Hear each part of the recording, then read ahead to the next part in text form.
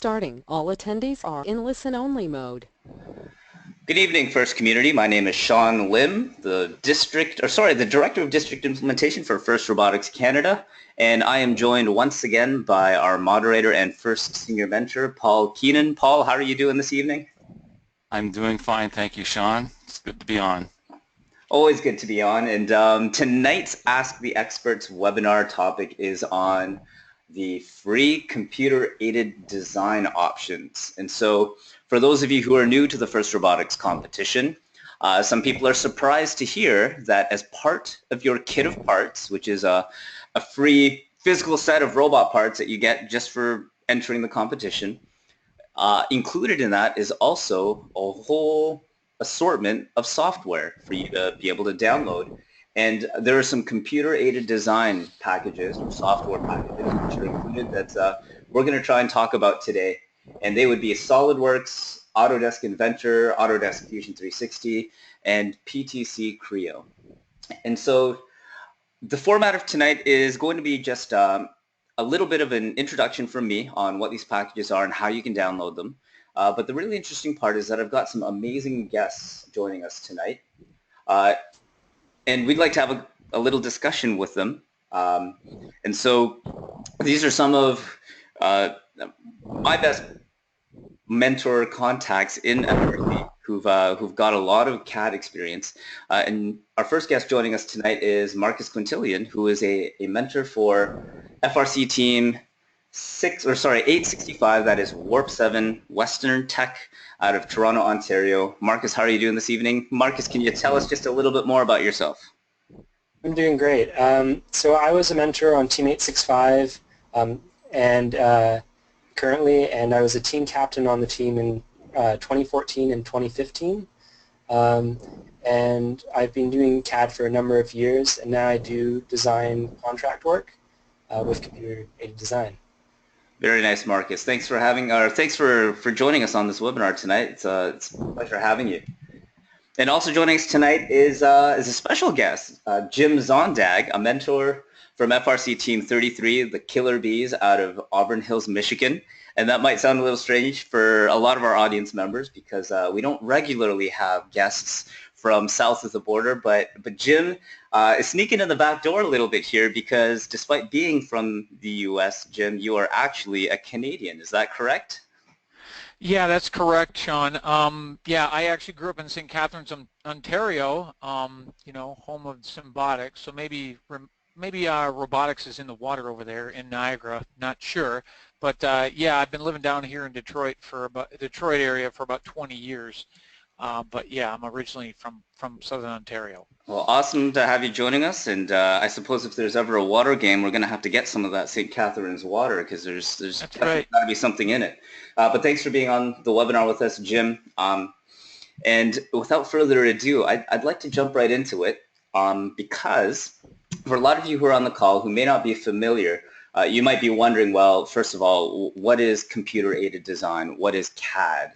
And so just to give you a very, very quick example, computer-aided design is a software program, or it's software that allows you to essentially design your robot or parts of your robot on the computer virtually before you actually build it in real life. And so there's a lot of advantages to this.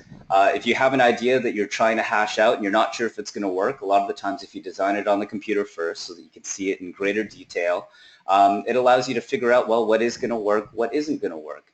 If you're going to be purchasing your robot parts, if you CAD it first, you'll know exactly how much of the material you're going to need. It'll save you time, it'll save you money by trying to figure out where all your problems are ahead of time. And overall, if you're that team looking to take it to the next step and to build more and more competitive robots, generally speaking, CAD does allow you to pursue more complex designs just so that you can work out the problems with it virtually before you have to actually build it. And so if you are interested in pursuing computer-aided design, this is an interesting website that I've just pulled up here. It's actually called FRC Designs. If you do a Google search for it and click on it, you actually have the ability to download these complete robot CAD files And there's a bunch of very generous high-level teams which have graciously put their plans online, freely available for you to download. And just off the cuff, these designs can be downloaded in any of the CAD programming packages, or sorry, the CAD software packages that we'll talk about today. And so, moving on, let's talk about the actual free CAD software packages which are available and how you go about getting them. And so in a previous webinar, I would have shown you this website on the First Inspire's webpage, which details last year's kit of parts. And so just be careful, ladies and gentlemen, because this information is technically out of date. This details the kit of parts from last year's competition, and presumably there will be a new up-to-date version coming out shortly, but it's not out yet. But if you simply Google First Robotics kit of parts, this will be the first hit. And if you scroll down, you will see under software the whole list of software which is free for teams to be able to download. And you'll see three options here at the top where it says CAD Software, Autodesk, PTC, and SolidWorks.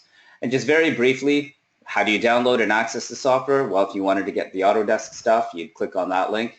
It would show you the Autodesk website, and basically, boom, free software, your three-step plan on getting your Autodesk software. You just have to start an account. Once you do, you can download it, select your products, and you're done. It's as easy as that. With PTC, it's a very similar process. You click on here, on the PTC link, you can click on download software. You just have to specify who you are, start an account, and then they'll allow you to download it as well. And last but not least, for SolidWorks, if this is the package that you want to go with, you click on that link. And here it's a little bit different. You'll have to click to apply for a team sponsorship. I'll go ahead and click on this link. And you'll be given just a little form just to tell us a little bit about yourself, your team, where you're from, and how many licenses you want. And within a day or two, they will email you a link and the software licenses for you to be able to download SolidWorks. And actually, for those different pages, for the SolidWorks one, I'll actually point out below that application, they also have a few resources for you here where you can actually get SolidWorks files for all the different parts that come in that kit. And so someone has already CAD'd up and designed, drawn up all those files virtually for you, and you can download them and start using them right in SolidWorks right away. And so just a nice little introduction on how to get those programs. And of course, I've gone over them quite quickly, and I've presented to you three different options for CAD programs. And many of you might be wondering, well, all right, now that you've shown me how to get all these different pieces of software, how am I going to choose which one I'm going to use for my team?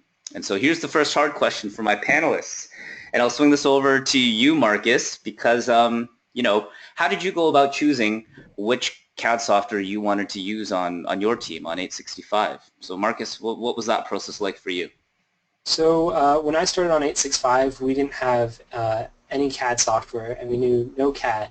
So we had a difficult choice to choose what software we would try out. Our school taught Creo, but we didn't really like it very much, and no one really knew it well. And the big thing we saw is most FRC teams use SolidWorks. So we decided to choose SolidWorks as our software, and that's been successful. All right, and so that's what you started with, that's what you currently use. Jim, can I swing that same question over to you? What do you guys use, and how did you choose to use it? Yeah, so we use Inventor, you know, long history of it. When we joined FRC, you know, back in '96, right, there were not free CAD packages available, and so some of this kind of emerged over the 20 plus years that we've been doing FRC. Autodesk was really the first company to come into FRC and offer, you know, 3D parametric solid modeling software, and so we started using that a few years after they started offering it. So similar type thing is we started using what was available once it became clear that we needed to do that in order to remain competitive. And then really, I think I'll echo what Marcus said, is probably the number one thing I think in terms of choice is that there's a community that you can leverage in the case of any of these choices to help you. So if you have an expert who's already affiliated with your team who knows one or the other, that expertise is invaluable to you. And like just going with what someone knows and can help teach and train others is probably more than enough to make the difference given all the other factors between the three packages. Mm-hmm. I agree with that 100%. And I'll jump in on this one because my former team, Team 610, very, very heavy on the CAD. It was a huge part of our design process. When it came time for us to choose what we were going to use, it was what do our mentors or students or members of the community already know? And that pretty much makes the decision for you. So if you're a young team listening in on this webinar and you're trying to strike out and choose a software package and you already have a mentor or even a student or a parent or someone who already works with one of these packages, I really think that choice is already made for you at that point. Marcus, is that something you might agree with as well? Yeah, definitely. You might also want to look at your local kind of university that most of your students go to and see what they teach, because it can be a big heads up if you already go into university knowing a CAD package. All right. Especially if it's the one they use. Yeah, no, really good insight from everyone already. Some really great answers. But one that I also get is, well, okay, let's say I have nothing. I have no one. All things considered equal footing for all three packages. Are there any pros and cons to any of these where if you had to choose today that you might be more interested in one or the other? We'll start with you, Marcus, because I think we had a discussion about Fusion 360, which is Autodesk's newest CAD package. And there's some interesting things with that caught your eye. Yeah, so recently Fusion 360 has been a newcomer in the CAD software. It's made by Autodesk, and it's similar to Inventor, but it's cloud-based. Now, it's still a computer program, but all of the CAD files are stored in the cloud, and this adds really cool options as you can share the CAD easily in the program, and it also has built-in revision history, so you can do a design, and then if you want to take it back a couple revisions, you can do that in the software, and it's actually what I use personally now. All right, and that's all built in. You don't have to install anything extra with it, which is the case with some of the other packages. All that functionality just kind of works right out of the box, and it's all set up for you, and all your stuff is stored. All your files are stored on the cloud, so everyone on your team can access it, and you can share it very easily. So that's an interesting one. Jim, has anything come up with these packages that might catch your eye that you might even cause you to reconsider if you had to start this all over again? Yeah, maybe to do it, to maybe give my synopsis on it. I think, in terms of overall capability, I think I maintain using Inventor partly out of inertia. Number one, I mean, I know it. My team members know it better than we know SolidWorks. I think the dynamic analysis studio to actually do like kinematics, like force profiling and things like that, and some of the finite element analysis in Inventor, I think, at least in my using of it, I think is a little easier to use than what's in SolidWorks. SolidWorks, in terms of basic design approach, I think is very similar to Inventor. There's a lot of convergence between the two products over the last couple of years.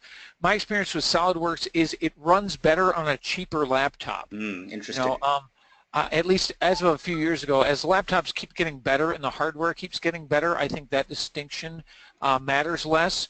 So a lot of it is initially when SolidWorks first came out, that was one of its big, I think one of its big benefits. It could do a lot for a pretty light package versus a heavier install on some of the others. Fusion 360, I think, is wonderful for collaborative design. Right, the cloud-based nature of Fusion 360 is really excellent for collaborative design. If you have lots of users working in a common model space, it's cloud-based, it's easier to share. You're not overlaying a separate tool like GrabCAD or trying to do it through Google Drive or something where you've got a cloud-based repository that's external from the tool. So I think there's some big benefits to that. And one of the great things about Fusion 360 is if you're like a CAM tool user where you've got CNC routers or 3D printers, some of the CAM support for that is built right into the 360 suite. And it's really, really powerful if you want to take stuff from just the CAD design level into computer-aided manufacturing.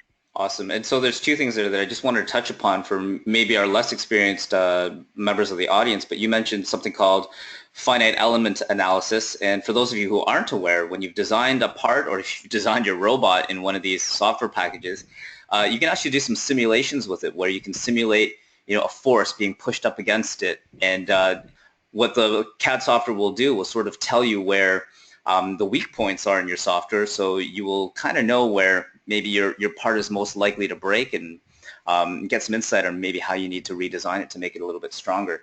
And secondly, you also mentioned CAM, computer-aided manufacturing. And so for those of you who are lucky enough to have access to computer numerically controlled machines, so machinery that can, I guess, manufacture in an automated way a lot of your parts, you need to basically program them. And Fusion 360 does have the ability, once you design something in it, it can do a lot of the automatic generation of the programming to have your CNC machines make the part for you. Normally there's a separate application that you need to do that programming process or generation of that program for those CNC machines. But Fusion does indeed have it built in. So Jim, Marcus, thanks a lot. A lot of really, really great insight there. I'm going to move on to another question, though, especially for our younger teams.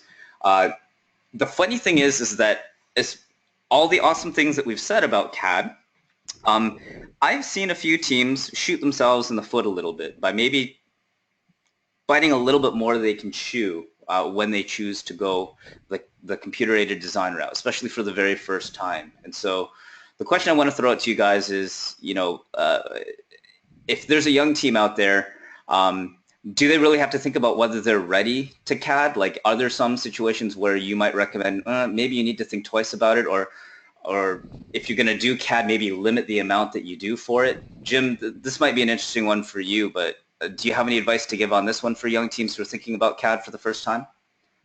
Yeah, I can.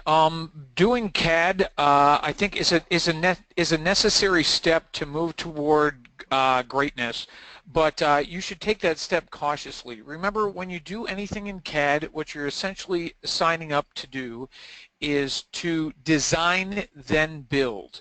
If you have a culture in which you are not strong in design, you have to be very cautious about this because it adds an extra step to your entire build cycle, meaning you're deciding, hey, I'm not going to just go in the shop and put this kit bot together, this kit chassis together. I'm not just going to go into the shop and start grabbing metal bars and making something. I'm going to take a step where I'm going to design something and then make something.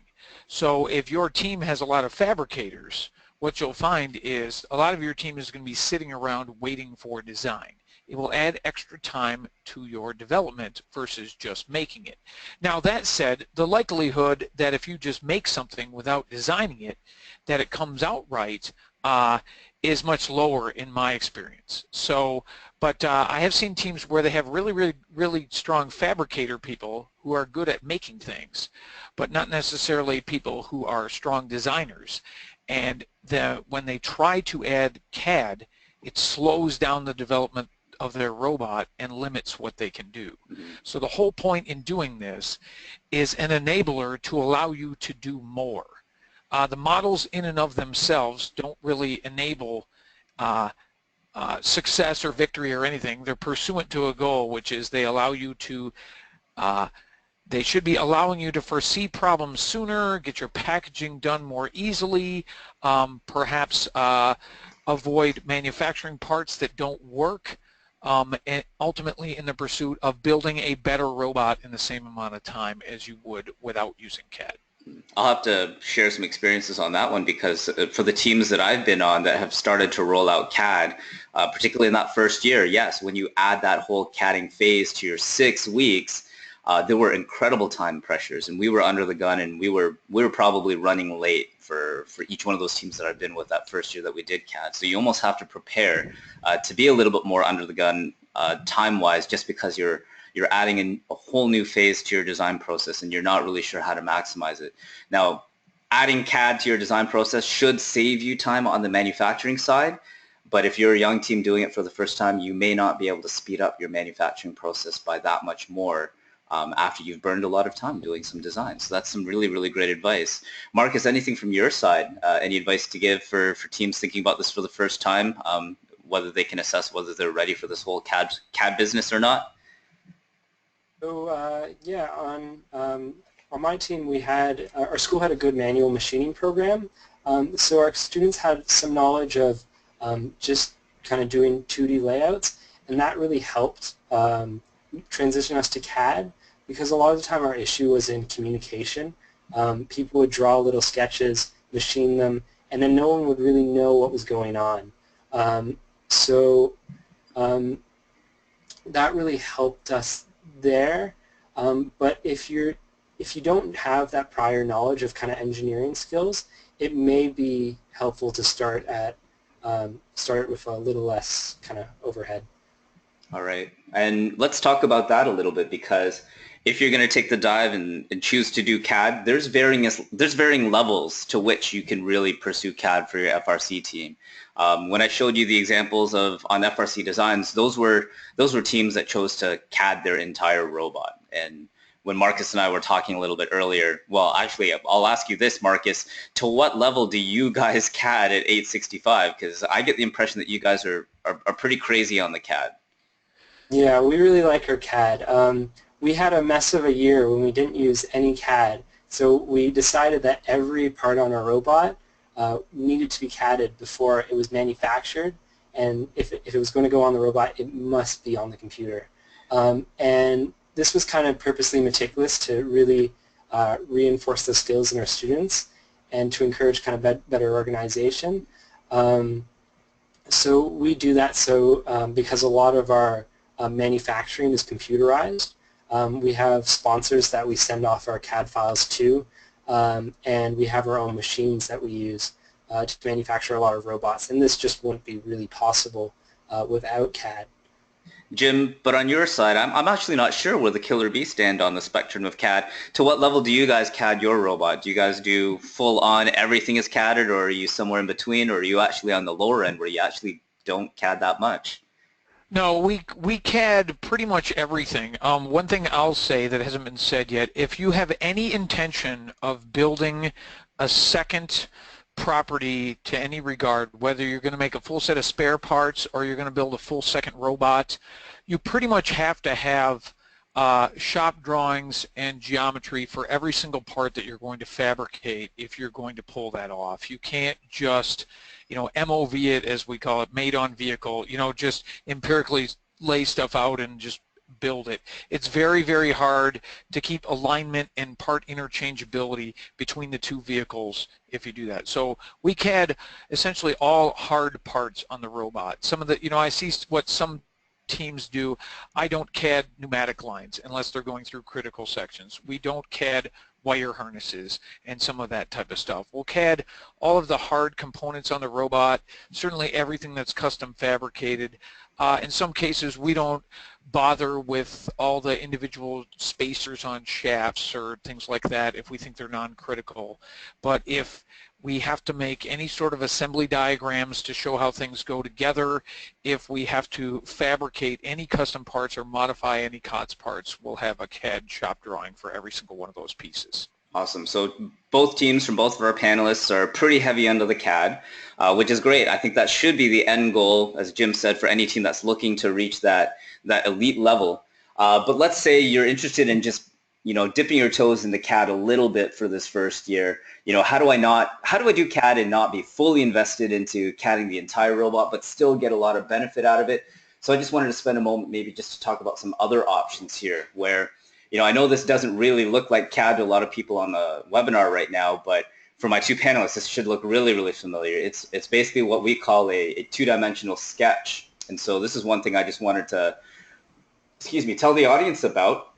But this is, if every team did at least a little bit of CAD, this is the one thing that I wish everyone does, and every team can do this. So when you're first designing your robot, maybe for this robot, this is a good example, they wanted to build an arm that could raise up into the air, and they're using something that are called 4-bar linkages, which are connected to each other.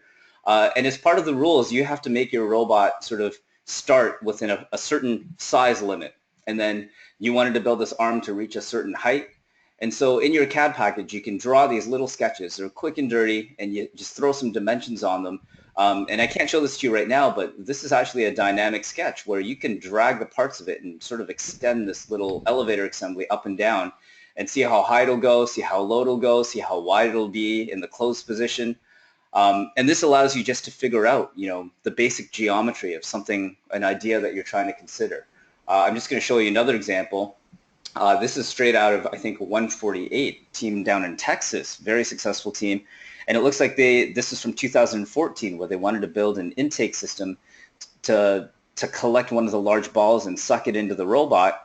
And they just wanted to figure out, well, how long does this arm need to be? If I wanted to have an arm with a roller on the end of it to be able to suck this ball in, would we be able to pull the ball up over our bumpers? What would the critical dimensions look like? And you can just kind of sit there and play with them just to get a rough idea of how big things need to be. And you can get enough information from this just to be able to knock out your first few prototypes and prove out a concept. So short of CADing your entire robot, these 2D sketches are hugely important. And if you're just even going to dabble in CAD, if you do even this, I can pretty much guarantee it's going to make a big difference for your team. Super quickly, Jim, do you guys take advantage of 2D sketches like this on your team? Yeah, I would actually completely agree with you. If there was one thing that you can do to save time, it is this. Like, to put it in example for last year you had to deal with a lot of these different defenses, right? And you'll notice there were a lot of teams who figured out a way to build a device which could both open the portcullis with a vertical passive lifting action and lower the cheval de frise with a downward action by getting the attack angle on an upper and lower surface just right on a single device. Right?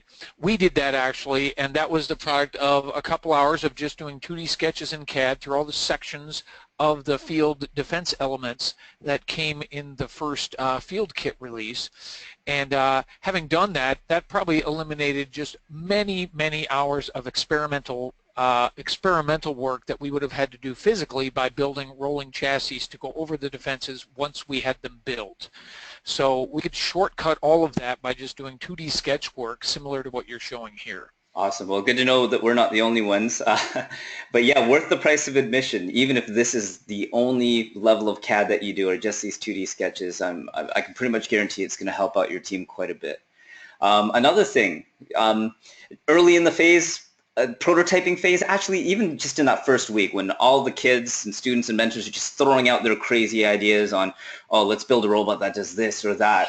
A lot of the times we ask students and mentors just to CAD some really basic looking robots that generally show what your idea looks like, just so that you can properly convey that idea to the rest of your team. And so I've thrown a picture here from a previous game animation.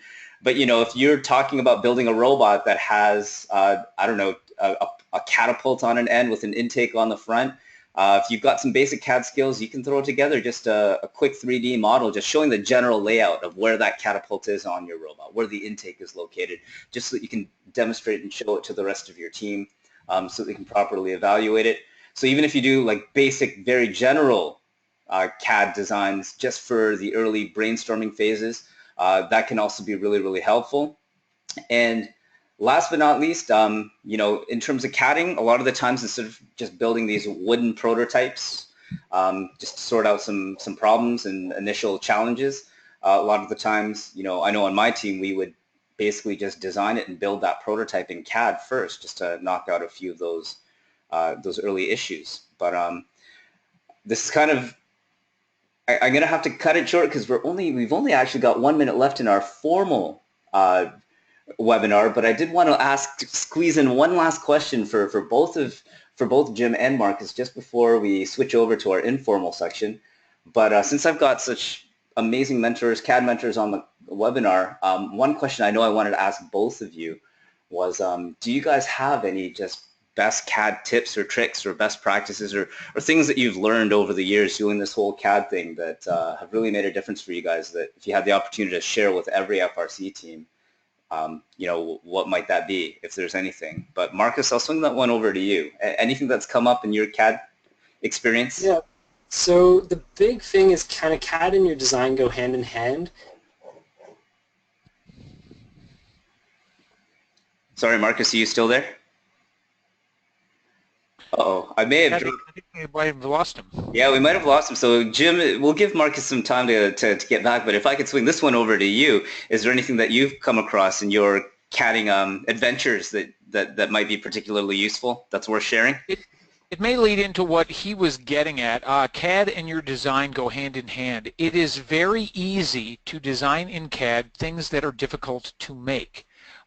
So it's very good to have your CAD work be done by people who do a lot of hands-on, not a lot of hands-off. The number one thing I recommend is for every single thing that you make, if it is three-dimensional instead of just an extruded two-dimensional thing, so whether it's a plate with 5 holes in it or whether it's a shaft with, you know, a bore down the middle, ask yourself, why does this need to be three-dimensional? Why does this part need to have features in 3 dimensions instead of only 2?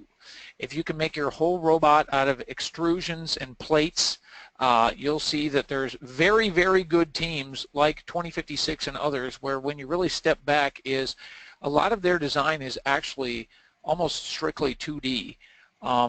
And they bring it together into a 3D assembly, and that really cuts down the fabrication time and the design time at the same time.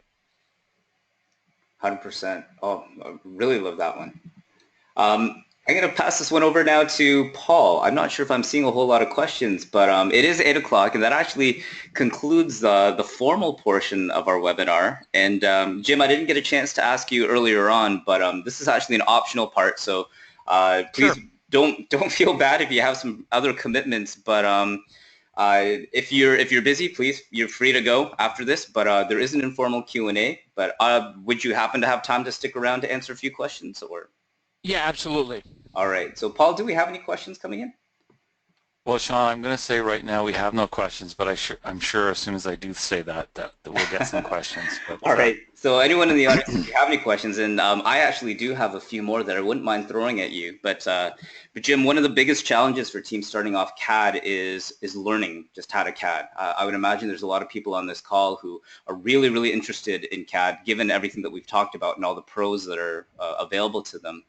But if you were to, you know, let's say I'm in that position, Jim, what advice would you give to me? What's the best way that you've seen for an FRC student or mentor to learn CAD and to get started with this whole process? The process basically is a couple of basic steps, but I would say anyone I've ever seen who got good at CAD got good through essentially the same path. Basically what I see people do is you get the package, you install it, be proactive about installing it and getting it put on a computer that you have regular access to. That's much less of a problem today than it was, say, even 5 years ago. But make sure that you've got it on your own computer so you can use it casually in your free time. It will take a lot of your free time to get good at this. I would say learning to be good at CAD is like learning to play the piano. You can gain some really rudimentary proficiency and play chopsticks, but if you want to get to be good, it's going to take like literally hundreds or even thousands of hours to be as good as some of the people that you see. So don't take that for granted. Once you have the software readily available to you, what you need to do is you need to go through some of the tutorials. Pay attention, do not skip steps. Go through all of the details because there's all these little nuggets of knowledge in seemingly mundane topics like how to make 2D sketches and how to do extrusions and things like that. Go through them.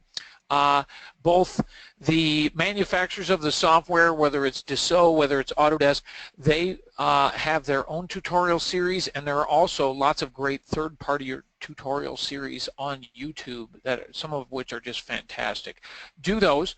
Once you complete those assignments, the key to anything is then you have to design something that you want to design. So pick a project, say, hey, I want to make this gearbox, or hey, I want to make this 4-bar linkage robot, and then conjure up in your mind what completion is. Is it a stick figure? Is it full geometry? Is it full geometry with a full set of shop drawings? What is it? And then force yourself to go through that entire exercise end to end of designing something that you want to design.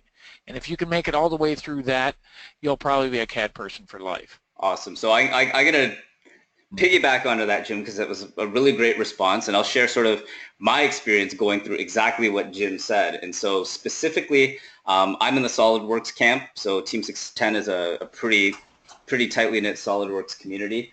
So I would have started with the actual tutorials that are literally built right into SolidWorks. When you install it, it'll install a whole slew of tutorials, and the first time you run it, it pretty much asks you, do you want to do the tutorials?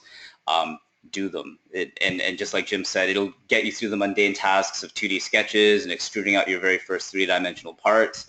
But do them. There's something called the essential level tutorials. That's what I did. And then in terms of supplementing those tutorials, I just did a Google search while Jim was speaking, and if you just do FRC CAD tutorials, there's some pretty notable teams that have put a few really great ones together. First few hits, you can go to Chief Delphi, which is generally a pretty good source for good community-based information, but Team 254, the Symbotics ones I've seen myself, those are pretty strong as well. And then even from my old team on Team 610, this was an exact piece that we wanted to deliver to our own students who are going through this process. We actually put together kind of an intermediate tutorial that's geared specifically towards building FRC robots. And so this is after you've done the built-in SolidWorks tutorials. This is a 100-page tutorial, or I'm sorry, 99-page tutorial, actually written by one of our students, a grade 12 student. And the end result is on page 94, if I actually go to it, the end result of going through this tutorial is a custom FRC drivetrain just made from plate and aluminum extrusion, very similar to that 2056 design process that Jim was talking about. And so that's just sharing some personal experience there. Marcus, how about for you? Learning CAD, any tips, tricks, advice? Yeah, definitely. I think it's important to remember that the first CAD you do is going to be awful. Like it took like hundreds of sketches and drawings until I really got around the intuitiveness of CAD work, and it's really important just to get started and get working on it. And kind of just figure out how you can best interact with it. And the built-in tutorials in SolidWorks are great. Like I definitely agree with those. Definitely agree with that. And so, sorry, I also wanted to touch on Jim's very last point, which was, convince yourself to actually CAD something worth CADing that you have a vested interest in. And so I flipped back to Chief Delphi, and for those of you who aren't familiar with Chief Delphi, it's basically the FRC. It's their I'd probably say most popular online community. And here you'll find a lot of students and mentors who will post some of their CAD work over a summer or during the off season. They'll do exactly what Jim said and just design something that they might be able to use for an upcoming year. And right off the bat, I just picked out, on the very first page of the recent pictures, this is someone who has designed, it looks like a swerve drive, because maybe they just thought this was really cool, something maybe they might want to use in the future. But it's a pretty complete CAD drawing with motors, gearboxes, all the hardware. It looks like it's nearly fully functional. There's no electronics on here, but that's beside the point. You don't necessarily need to do that, especially for your first cut through. But that, yeah, thanks very much again, Marcus and Jim, for that. Paul, it looks like there's a few more questions coming in. Yeah, so we have two from Alan Toms from Northview Collegiate in North York. It says, best tutorials to use. There are so many to choose from. Which are the best? So you guys have mentioned some of that. Maybe there'll be some more tips about that. And a follow-up one to that, SolidWorks or Fusion 360, which is more popular in the FRC community? Those are two from Alan. We have one from Roheen as well. For a brand new team, it seems the only advantage to AD Fusion over SolidWorks is that it's cloud-based and integrated. What are some other advantages to SolidWorks over Fusion?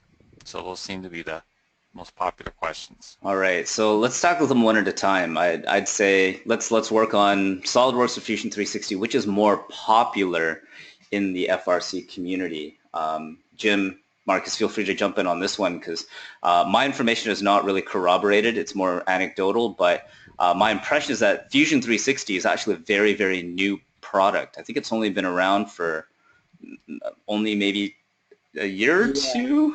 2 years or so. Only really been kind of a full product for about a year, and they've really just recently kind of started pushing it as a real alternative to other CAD software. So I don't believe there's any currently any teams using it, but it's slowly gaining traction because of its additional capabilities. 865 has been seriously considering switching it to it this year, and we definitely will be next year. Yeah, and but SolidWorks is definitely the more popular one. Being a big SolidWorks guy, I've felt that the SolidWorks community has always been really solidly supported. It seems like there's a good number of teams up here in Ontario who do use SolidWorks. I'd say Inventor is probably also right up there, the other Autodesk offering. But yeah, in terms of SolidWorks or Fusion 360, as of right now, I think it's pretty clear cut that the SolidWorks community is certainly more popular, mostly because that Fusion is such a new product. But I'm going to echo something that Marcus said, where despite being a longtime SolidWorks user and a huge proponent of them, there's enough that Fusion 360 has shown that if I were to start a team today, I would seriously consider going that Fusion 360 route. But there's a lot of pitfalls with that as well because it is such a new product. There are a lot of challenges with rolling out a brand new product and technical challenges with it maybe not working the way that we all expect it to. So I guess that's the answer on that one. To comment on that, I mean, the Fusion 360 experience is, Autodesk has, they're with AutoCAD itself, it was one of the original standalone PC-based CAD software back in the 20 years ago, 30 years ago. So AutoCAD was really the original product. When Inventor came out, then they moved to parametric solid modeling, and so they have decades of experience with the user interface and the sort of the preferences on operators and things like that. So the design experience in Fusion 360 is very derivative from Inventor itself. It's got a lot of similarities to Inventor and actually to SolidWorks too. SolidWorks and Inventor, really, when you compare the two in what you can do and how you do it, are very, very, very close. I think the two companies spend a lot of effort benchmarking each other and continuous game of one-upmanship over the years since it's come out. SolidWorks, I think their market edge in terms of the product when it first came out is it was supposed to be the first true 3D parametric low-cost CAD package, and they very much marketed the product that way. And they've got a very strong foothold in the inventor community, in the maker community, because of that, and they've got good integration with 3D printers and with a lot of things. That said, Autodesk is a great company. They've been in STEM, in VEX, and in FIRST and stuff for over 20 years, and they're very committed to education and have recently started giving very aggressively a lot of these products away for free to get community adherence to them. So they're really both great products, and there probably really is no wrong answer. I think the fact that so many things are going cloud-based in the future in terms of way to do collaboration, which really, when you get down to it on your first team, that's really what you want. You want a group of people to collectively make a design. The cloud-based nature of Fusion 360, it's pretty hard to beat. It really is. Yeah, I'll just jump in. It's really cool with Fusion 360 is it's not only free for FRC teams, it's free for personal use and even small business use under 10 employees. And while this might not be super important, at my school, when we wanted to teach SolidWorks in the curriculum, we had to pay tens of thousands of dollars to buy SolidWorks licenses because we weren't allowed to use our SolidWorks sponsorship, whereas Fusion would have been free and would have saved us a lot of money. So that might be something to look at. All right, and then I guess general advantages of SolidWorks over Fusion. Advantages of SolidWorks over Fusion. Yeah, SolidWorks, I guess in terms of resources that are available right now, I tend to find that there's a lot more tutorials that are FRC specific and resources that have been made by teams. Once again, just because SolidWorks has been around for so long, you're not really going to find a whole lot of FRC specific tutorials for Fusion. So I'd say that's one, I guess, advantage of SolidWorks over Fusion. But I think you've heard from the three of us here where, you know, the products are pretty closely matched. That I can't say there's a bad choice. There's no outright bad choice.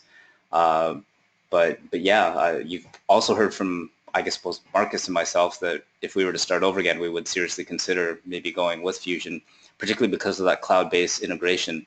And maybe that's something that we do need to emphasize just a little bit more, because it is actually really hard to set up a very solid either cloud-based or even an effective version control and sharing setup using the other packages. A lot of the times you really do need to have someone with industry experience who's worked with those packages to set up the ability to share all of those files and keep them up to date in a way that's going to work properly. Paul, I think there's a few more questions. Yes, so we have a question from Tracy who wants to know about how long did it take to learn AutoCAD where students were able to design what they imagined? Oh, okay. This is a good question. If you guys don't mind, I'd like to try and take the first cut at this one. But on my experience on 610, our grade 9 students have no CAD experience whatsoever. And basically our expectation is by the end of the fall, so it's really only 3 months, that they should be able to CAD a basic robot component. Now, I'm not talking about like an entire shooter or an entire arm or the entire robot component, but we're talking really small things like a bracket to be able to mount your bumpers on, or basically the frame of the robot, just the major aluminum extrusion members that make up the frame.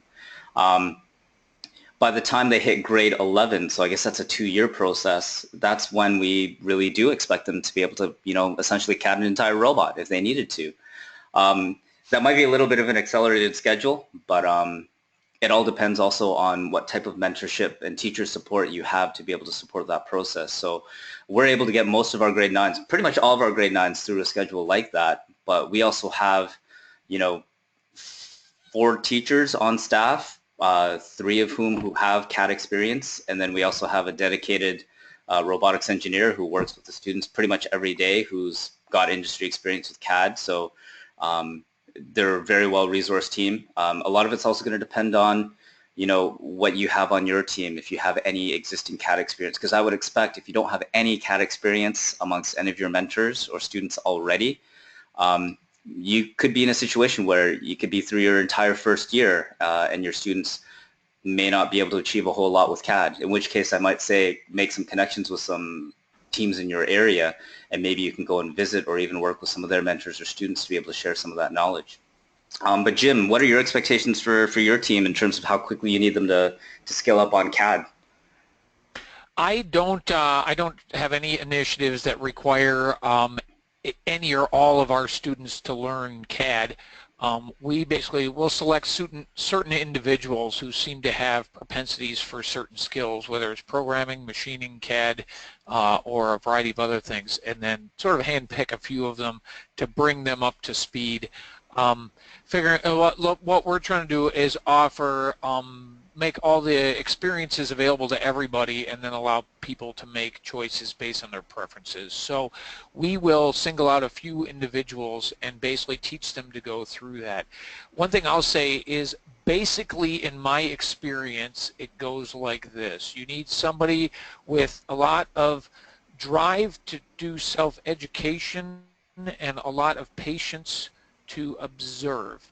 So one of the things that works very well with us is we will go through an effort and where, over the course of, some marathon sessions early in weeks, 1 through 2, we'll CAD out a significant portion of the robot, and then we'll finish it all up probably by, all the fine details and everything by the end of the 4th week, probably, where we've got full geometry for everything. So, but in the first, 2-week period, the new CAD kids, essentially, I'm not actually asking them to design anything. I'm actually asking them to watch. That sounds excruciating, but basically if you have watched somebody go through all of the design effort of, designing a bracket, well, why is it that thick? And, you have to go through all the mechanical operations of placing the holes. Are you doing that with projection? Are you doing it with measurement? How are you doing that? Why is it so thick? What bend radius are you using? What material are you assuming? We basically voice over doing all of that with an expert doing the design, with a novice watching. And then by later in the season, when we move into part detailing, when we go into fabrication, then we'll have a lot of the kids assist with the detail drawings in the first year. But usually after having gone through that experience once of spending a lot of time like critically observing what's happening, they're much better equipped to actually do design on their own. The difficult thing you have with CAD is it requires two things to actually do it right for FRC. Number one, you have to learn how to use CAD.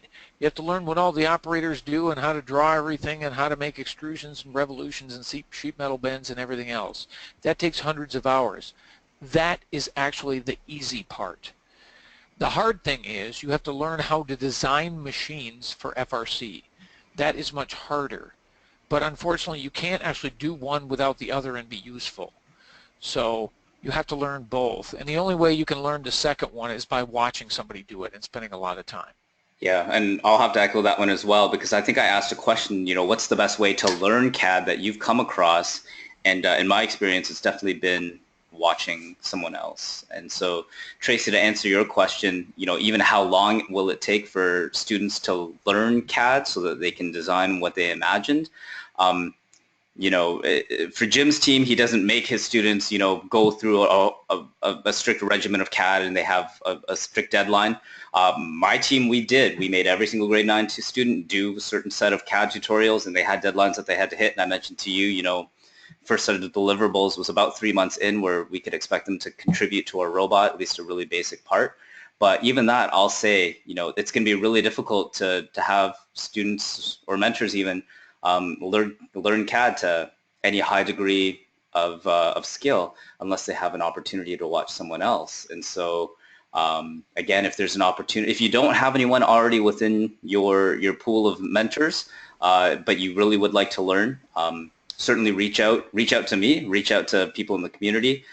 There's a good number of teams, especially in the Ontario area, who've been doing CAD for quite some time now, who are all but happy to help out with that.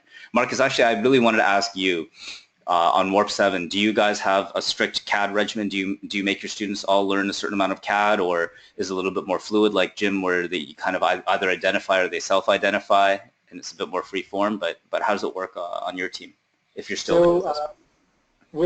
We have a robotics program in our school that's in the curriculum, and grade 9 students will, at the end of that, usually know how to CAD a basic gearbox. But the big thing we do to teach members on our team, especially when we were new and we didn't really have any experience, is we literally look at other teams and we'd copy the robot and CAD it out. And we didn't have the exact measurements, but it really taught the students a lot by looking at another team and seeing how they did things and just copying their robot into CAD. Because we just didn't have the engineers available to learn from. And that really worked well for us. Yeah, and that's something I'll echo, particularly on my old team, Team 188, during our off seasons. We usually have a group of students just say, oh, this was an amazing robot that we saw. And I think a lot of the times it was Team 330, the beach bots down in California. I remember they've always built these really robust single jointed arms. And, our single jointed arms were not very strong back in the day. And so a group of students just said, well, we're just going to copy it. Although copying is a bit of a strong word. What they did was, yeah, they copied it, but they did it their own way as well, using the parts that they could source locally and even looking for opportunities to improve on it, to maybe mount it on an existing robot frame, but a huge amount of learning that are involved there. So going back to that original question, the best ways to learn CAD, I think both Jim and Marcus have great things to add to that. One is just watching someone who's done it before very intently. And then the second one would be copying an existing design, looking at the final product and just trying for you to CAD it from the ground up as well. Paul, I still think we have a few more questions that have come up. We do. You might have already answered this one from Ian, but his question is, you've mentioned there's no bad choices for a rookie team. What is the best choice for a rookie team to choose? Yeah, if you guys don't mind, I'm going to take the first cut at this one as well. And so we've really talked about actually it's 4 options from the kit apart, so just from 3 different companies. But Autodesk Inventor, Autodesk Fusion 360, PTC Creo, and SolidWorks. So I'm just going to give a super quick cut of all of them. Autodesk Inventor is the original free CAD software. They were the first ones to get involved with first robotics, and that's the one that Jim's team uses. So you can't go wrong with that one. Autodesk Fusion 360 is the newest one. That's the one with a lot of cloud-enabled features already built into it. There's a minimal amount of stuff that you have to install on a computer. Everything is automatically shared with all of your team members as soon as you add them to the system. So some really great benefits to that one. PTC Creo, that's not one that we've talked about a whole lot, but I will put in a few good words for this one because a good number of my professional engineering friends, they use PTC Creo in industry on a day-to-day basis. It is industry standard in a lot of different places, so there are still a lot of good reasons to learn that one. If you're a teacher, for instance, and for some reason, you really want to prepare your students to enter certain industries where it is used quite a bit, that would still be a good choice. SolidWorks is, the one that my old team has used, Team 610. A lot of resources. It's been around for a long time. I'd say just as many, huge community, just as many, maybe if not more as an Inventor, depending on geographically where you are. In Ontario, I think the SolidWorks numbers do tip the balance at a little bit more than the Inventor users out there. But I'll answer this one a little bit more directly because I don't like to leave you hanging.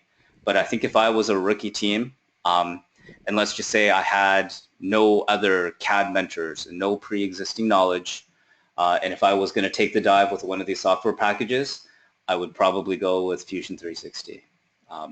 Marcus, do you have any thoughts on that one?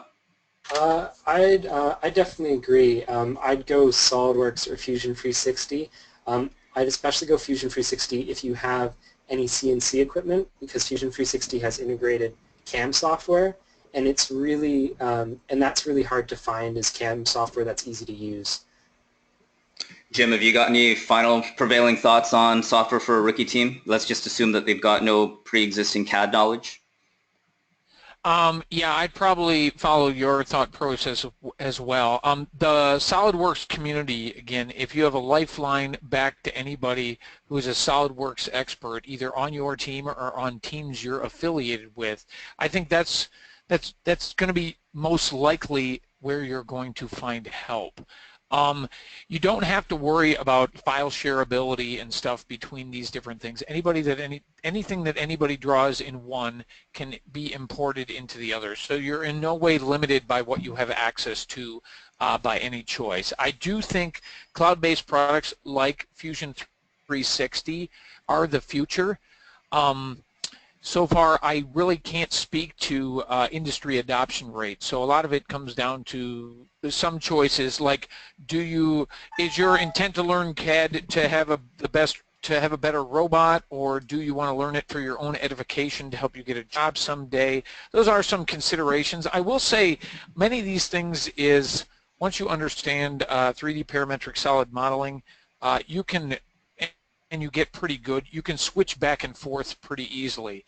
You could have the same argument about, Java versus C++ versus LabVIEW for programming languages in the FRC, right? Yeah, I think that's I think that's a great analogy to draw, and I think probably my advice for that is just learn one of those languages, but learn it really well, and once you do, you'll be able to transfer that knowledge from one to the other, and I would use that exact same analogy for CAD software as well. If you're start with one young, which your students would be doing, learn it to the best of your ability, and by the time you hit university or you're in industry, the truth is that you probably will need to learn, multiple CAD packages if that's your career that you choose to go into.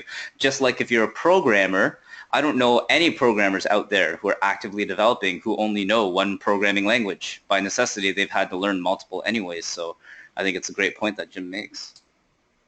They say with programming languages, it's the same thing with spoken languages. The most important language that you learn is the second one. So planning to only know one will always limit you. So with CAD, the big thing with CAD is most of the things that you're trying to do, you know, create a solid from a block and extrude it, or create a solid from, you know, from a section and revolve it. Those type of concepts, once you understand how to do that, they will prevail throughout everything. Even things like CNC work with defining tool paths around, you know, whether you're doing interior, exterior cuts and things like that. Those are analogous in all of these tools, and once you have a basic understanding of the steps to set up a CNC tool path, it's going to follow those same sort of step sequences no matter which tool that you use. And we have one last question from Alan Toms, and he wants to know about hardware requirements for a CAD. He says, is an i5 processor with 8 gig of RAM enough, or do we need a more powerful system? All right, I'll take a crack at this one, dealing with SolidWorks specifically. So Alan, i5 with 8 gigs of RAM, pure processing and RAM requirements-wise, yeah, it's good enough. It's plenty enough, actually. My concern with SolidWorks, and I'm a real stickler on this, it's the video card. And so I run a lab of, you know, I used to run a lab of 20 workstations, kids working on them, you know, constantly all the time, and I needed high availability, and I wanted SolidWorks to run rock solid. So I was fortunate enough to have the resources to get a workstation certified video card for each one of those CAD computers. And so that would be, you know, an NVIDIA Quadro. And actually, I'll pull this up right now because for SolidWorks in particular, it can be a little frustrating. But I can just do a SolidWorks certified graphics cards. And for this, there is actually a set of tested, known, certified video cards. And so we just ended up going with pretty, quote-unquote, pretty low-end ones. We went with NVIDIA Quadros. And I think there's some Quadro K series which can be had for pretty cheap. I think ours were probably K2000s, and I think those are good. Yeah, right up to 2017. You can generally find these without too much, but that's probably your safest bet. I would say in terms of specs. Jim and Marcus might disagree with me, but like I said, I'm a bit of a stickler. I would personally invest in. You know, it doesn't have to be too expensive, but I would invest in a workstation grade graphics card. So the NVIDIA Quadros, and I think for AMD, you're talking the Fireline, FirePro, FireGL, depending on where your budgets are. They don't have to be super great, but you can use the SolidWorks search here to find something that might be suitable. I don't know if there's any certified cards for things like Fusion 360 or whether it'll work on just your standard consumer grade cards. But generally speaking, it's not even the specs, it's more so the drivers that are written for these cards. Things get a little finicky. The reason why SolidWorks really has these certified cards is that they've written their software specifically for certain versions of drivers to make sure everything is super stable and everything runs really nicely and is really reliable. Marcus, do you have any thoughts on hardware and requirements for the stuff that you've used? I think I'll quickly add that the only CAD software that supports Mac OS is Fusion 360 and I believe Inventor. So that's of course a big thing if you have a lab that runs Mac OS. Recently in SolidWorks graphics cards, the FirePro series has actually become a little bit better value than the Quadro series. Yeah, and you really don't need the higher end FirePros or Quadros because it quickly is diminishing returns. Just get the second best or the second cheapest or the cheapest one. Yeah, I agree with that. We really just got the lower end Quadros, and we basically just set a budget. I think it was like, you know, $150 for the card or whatever the case may be. And you got to watch out for that because those workstation grade graphics cards, they can get really pricey really quickly. So if you're talking to a vendor or supplier who's intent on selling you and making a good buck, they may try and talk you into getting a really high end one. But the truth is that for me, when I was making my purchasing decision, it showed up on this list. I went for the cheapest one that would work because my guys are not playing video games on those computers, which is a great thing. They're just doing CAD. That's basically what chose my decision, but I would recommend it. Jim, anything on the hardware side? Do you have any concerns in terms of hardware requirements for running Inventor on your team? I will say, yeah, so we were using NVIDIA Quadros on using Inventor, and I would totally agree with you. The graphics card is going to be your #1 concern. It's really just rendering speed and lag relative to, revolving an assembly where you've got 1,000 parts, so there's, tens of thousands of or millions of polygons, right? Just the graphics card being able to keep up with that is really the main performance thing. Some of it depends on multitasking and other things, how much RAM and basic things you need. I've got some kids who are nuts that'll have, they'll have a full Inventor rendering, and they're running LabVIEW, and they're running all these other things simultaneously. So that's more of a use case thing, so much as CAD performance. But yeah, it does matter less now than it used to. So we have at the school that we work with, like, they switched the whole student body over to Surface tablets, and so now all my kids run Inventor on Surface tablets, and it seems like no one really has any problem at all, and it seems perfectly fine. It seems like quite a bit less of a hardware equation than I would ever choose to spec, but they all do it, and it all seems to be fine. So the screen's kind of small for my liking, but believe it or not, I would say that's the one thing we haven't talked about on hardware. If you want to do a lot of CAD, get a big screen. It's totally worth it. Oh, and I would say use a mouse. Totally Use a mouse, and a mouse with a middle mouse button. I don't know how people can CAD on laptops, or at least without a mouse, but that's a big pet peeve of mine. But Marcus, and actually I'm going to throw another one out there, because I know there's a lot of teams who are interested in getting into CAD but may not have a whole lot of budget for these computers. I guess it's a little bit of a hardware cheat code, but what I often recommend for teams is to get a secondhand ThinkPad W series, not to put too much of a product placement for Lenovo out there, but for just a quick and dirty computer that actually will already come with a workstation grade mobile video card already in it. Well, I guess the 550S is one of the newer ones which is out there. But generally speaking, you can get an older ThinkPad, a few years old, and as long as it's a W series, you're going to want to look at the specs carefully. But these basically came with those NVIDIA Quadro video cards already built in. An i5 8 gigs RAM is more than you'll need. If it's just a CAD laptop, you probably don't even need that. Although I'd say if you want to future-proof yourself a little bit, an i5 with 8 gigs of RAM will probably last you for a few more years. But if you're going to CAD on a laptop with a small screen, which goes against Jim's advice, you're going to definitely want a mouse with a middle mouse button in particular, because for some reason, at least all the CAD packages that I've used, that middle mouse button is basically a critical thing. Like I just can't survive without it. Marcus, any final thoughts on this one? I really recommend getting a second LCD monitor, because they're really cheap now, and it really, really helps. You can put a drawing on one screen and your CAD software in the other, and you can get like LCD monitors on Kijiji for $20. That's what our team did, and it really helps. Awesome. Well, Paul, I think that's it for questions, and coincidentally, we're a little over time as well, so this might be a good time just to end things off. But Paul, unless I'm seeing things wrong, are we out of questions? We are out of questions, Sean. All right. Correct. Well, thanks very much, Paul, for all of your help moderating and getting everything out, getting all the questions out there.